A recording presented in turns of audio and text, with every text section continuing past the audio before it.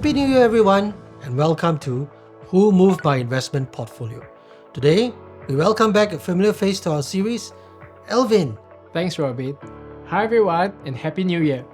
Can you believe we are ready in 2024? Yes, it certainly felt quick. Thankfully, after a year that was anything but smooth sailing for investments, market had quite a strong good run to end 2023.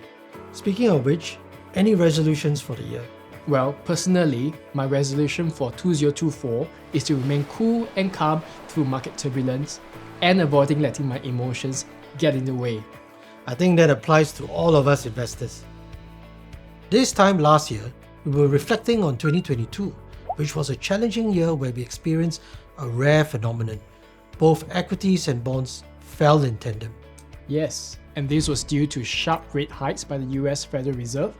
Going to 2023, there were some concerns among investors that the hikes would continue and that a recession was imminent in the US. On the other hand, we had a view that the US economy would be resilient throughout the year as inflation started to ease and the job market remained stable. Now this turned out to be right. Moreover, recession fears faded and the Fed hit the pause button in July 2023. We even ended the year on a positive note as markets started factoring the possibility of rate cuts in 2024. All said and done, global equities returned 22% and global bonds returned 5.7% in 2023. Our DigiPortfolios didn't do badly either, with our global comfy cruising portfolio returning 11.3%. Should we then be optimistic for 2024? Well, I have always been the half glass full type. A key factor driving our investment views for 2024 is our belief that the US Federal Reserve will be looking to cut rates, which means rates have peaked. Exactly. Further signs that the US economy is cooling should prompt the start of rate cuts. Alvin, what should we invest in such an environment? Well, fixed income is the clear winner here. With the Fed funds rate at a 15-year high, the yield on offer for both existing and newly issued bonds is attractive. As we head deeper into 2024, we also see upside in bond prices, particularly when rate cuts eventually occur. This is because most bonds pay a fixed coupon rate, and it becomes more attractive if interest rates fall, driving up demand and the price of the bond. Absolutely.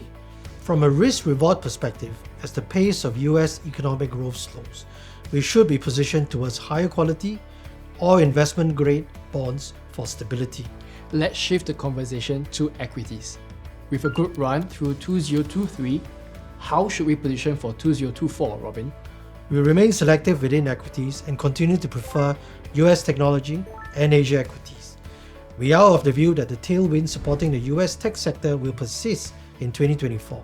Now these include strong earnings momentum in tech-related plays, potential rate cuts on the horizon, and rising interest in artificial intelligence.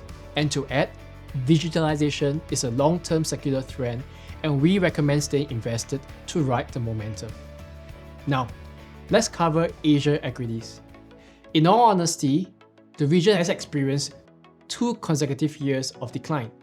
Investor sentiment continues to be muted due to China's weaker than expected recovery, deterioration in domestic consumption, and as well as the sharp hikes from the Fed. So Robin, why do we still have a preference for Asia equities? Well, a compelling reason is earnings growth. Asia ex-Japan corporates are projected to deliver attractive earnings growth of over 20% and 15% in 2024 and 2025 respectively. Now this suggests a sharp recovery. Now secondly, the peaking of US rates will be supportive of Asia equities.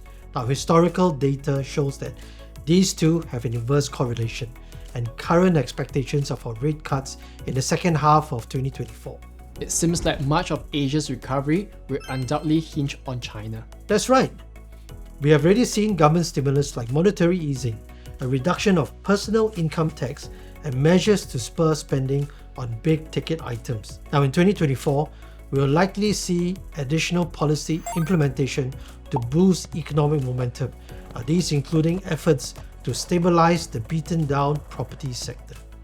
Yeah, and the effect of these measures should see consumer confidence gradually recover and hopefully drive a consumption recovery in 2024. Green shoots have in fact started to appear in 2023 as the number of summer holiday travelers by rail and air have already surpassed pre-pandemic highs. Wow, we've covered several reasons for investors to be optimistic in 2024. Exactly. And coming back to your 2024 resolution, we urge investors to remember that markets will always have their ups and downs. But investing is for the long term. As they say, keep calm and carry on. Wise words, Robin, wise words. With that, thank you for staying updated with Who Moved My Investment Portfolio. Until next quarter, happy investing. Bye. Bye everybody.